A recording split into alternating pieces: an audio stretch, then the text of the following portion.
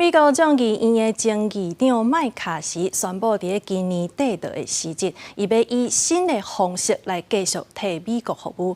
即马除了麦卡锡以外，纽约州的议员桑提斯也来离开。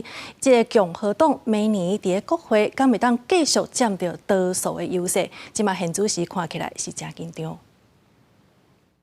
It is time to pursue my passion in a new arena. While I'll be departing the House at the end of this year, I will never, ever give up fighting for this country that I love so much. 58岁加州资深众议员麦卡锡虽然宣布年底要离开国会，结束伊17年的国会工作，伊伫《华尔街日报》刊文讲讲，将会用新的方式为美国服务。Kevin has been a long and trusted friend, and we commend his long service and sacrifices for the House. And we wish him well in the next endeavor. I'm sad to see him go. 照加州的法律，麦卡锡离职了2礼拜内由州长宣布补选，并且伫126到140天内举行。麦卡锡讲会斗3天找新的候选人。麦卡锡18岁自议长的职位，互人罢免下台，因为伊支持一项避免政府关门、甲民主党合作通过临时开支法案。共和党内面的极右派正不满，提案甲伊罢免并且通过。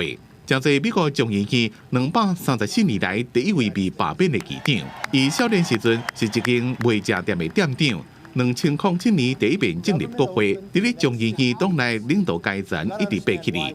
今年1月，伫咧共党议员的反对下，经过4天15轮，差不多讲会当正武力的投票了，总算当选众议院议长。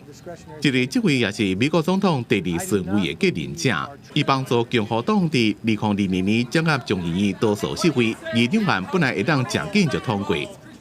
麦卡锡正到竞选募款，也真有政治手段，不过党内极右派正无介意伊。即马离职了后，和共和党即马只敢剩221比213，小可较侪的多数党。明年是毋是有法度继续保持这种优势，正歹讲。